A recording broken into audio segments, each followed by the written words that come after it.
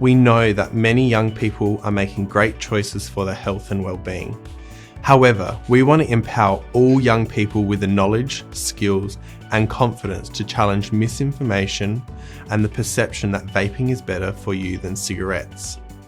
A great way to achieve this is to have continual open and non-judgmental conversations and identify when young people are using these devices. We want to be able to give you, the amazing parents, tools to help navigate conversations and identify if your child is using a vape. So we've come up with some things to look out for if you're concerned about whether your young person might be vaping. If you've seen things like new health issues, like asthma, respiratory symptoms, like chronic cough, shortness of breath, increased mucus or bronchitis, nosebleeds, increased thirst, sleep changes, minor taste loss from vapor's tongue. This is the chemicals killing the bacteria in the mouth. Have you noticed behaviour changes? Using harmful substance like nicotine at an early age can make your child more sensitive to their negative effects. They may have anxiety, irritability, and trouble remembering things. If your child is vaping, they may also be impulsive and engage in reckless behaviour. You might start to smell weird smells. The e-liquid comes in a variety of scents from wedding cake to mint cookies and lemon. So if you smell unusual odour in your home, you can't identify the source, it could be a vape. These tend to be sickly sweet smells.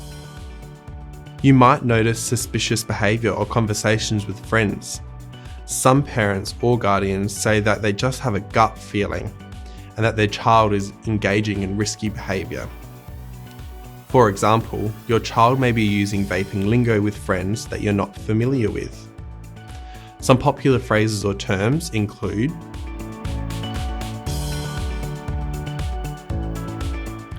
try and listen to your child when they talk to their friends and see if they're using any vaping terms. So now you're preparing to have a conversation with your young person. How could you start this conversation around vaping? Here are some tips and tricks. Use open-ended questions to get the conversation going, such as, what do you think about vaping? In these conversations, get their perspective. Acknowledge the potential appeal of vaping and help them weigh the risks against the perceived benefits. When answering their questions or comments, offer honest, accurate, science-based information rather than trying to scare them. Try to have these conversations frequently, calmly, and if you can, before they try vaping. Good times to have these conversations could be in the car on the way to somewhere. You could both see it on social media, TV, or any other media outlets. It is also important to teach your child skills to resist peer pressure. Talk to your child about the possibility of being asked to try a vape and see how they might handle the situation.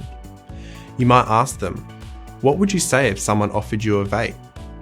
Practicing something along the lines of, no thanks, I'm not interested, with direct eye contact and assertive body language can help your child be prepared. In our sessions, we teach students strategies to stay safe. For example, making an excuse. It might be, sorry, I'm not interested, I've got football or netball on tonight, tomorrow I want to be fit and healthy for the game. Lastly, know where you can go to help support your child to give up vaping if they've chosen to start vaping.